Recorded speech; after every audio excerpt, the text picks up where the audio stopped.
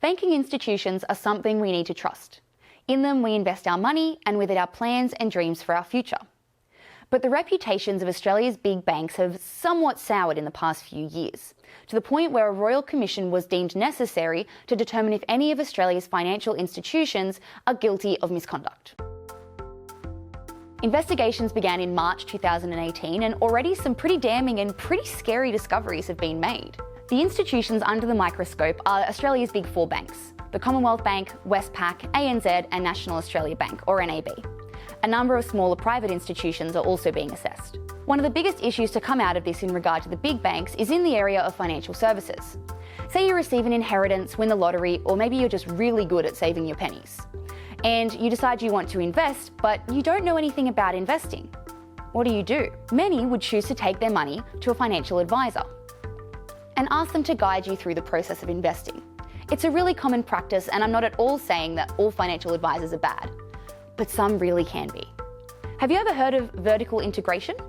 It's where a financial advisor can provide you with some advice, which you pay for, and that advice leads you to purchase a financial product, like a loan, credit card, insurance of some sort, and that also provides them with a commission.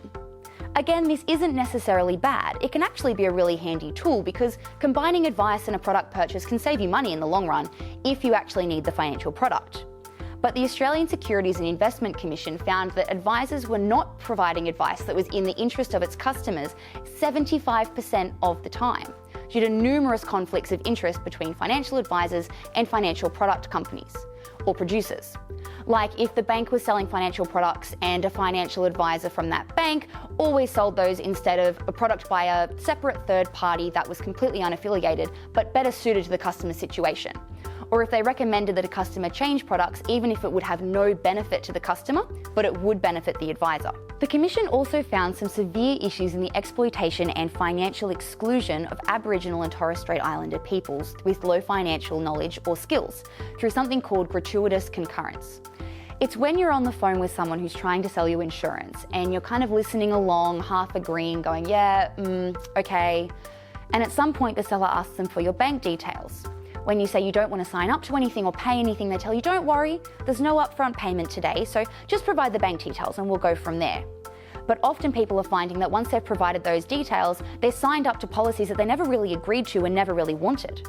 Issues have also always been found in funeral insurance, as companies take advantage of the high cultural significance of death in Indigenous communities and target those in low socioeconomic situations who might struggle to pay for a funeral.